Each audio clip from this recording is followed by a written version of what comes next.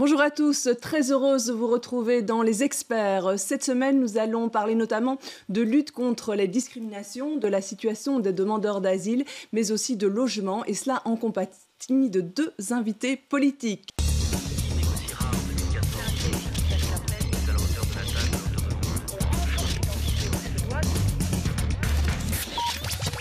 Voilà, Lydia Moutier-Bellé, qui est échevine à la ville de Bruxelles.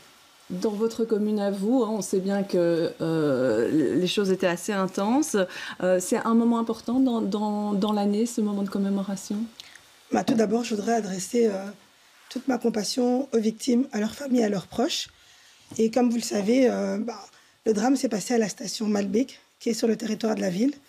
Et comme chaque année, le bourgmestre Philippe Close nous a représentés aux cérémonies officielles qui sont déroulées en présence des hommes et des femmes politiques, des responsables de la STIB, des victimes, des agents de police. Et il s'est rendu également aux cérémonies organisées à la petite rue de la Loi en présence du Premier ministre. Et vous savez que c'est le procès qui a commencé et que ce sont entre autres 60 hommes de la zone de police de Bruxelles XL qui assurent la sécurité durant ce procès. Donc vraiment, nous sommes dans le soutien aux victimes et nous sommes également dans l'action, dans l'encadrement sécuritaire pendant ce procès.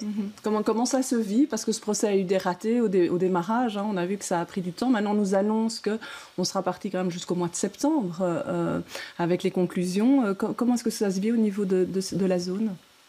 Mais je pense que la zone de police, c'est une zone qui est habituée aux grands défis. Faut savoir que, par exemple, tout ce qui est congrès européen, etc., c'est la zone de police qui assure tout cela. Donc, ils sont rodés et habitués. Donc, je pense que le chef de corps est une personne très professionnelle qui forme bien ses hommes, qui entoure aussi bien ses hommes. C'est une zone de police très humaine. Et je pense que au niveau des agents, ils sont expérimentés et rodés et on a une extrême confiance en eux dans la manière dont ils vont gérer ce procès et tout l'encadrement des victimes et des personnes qui viendront à ce procès.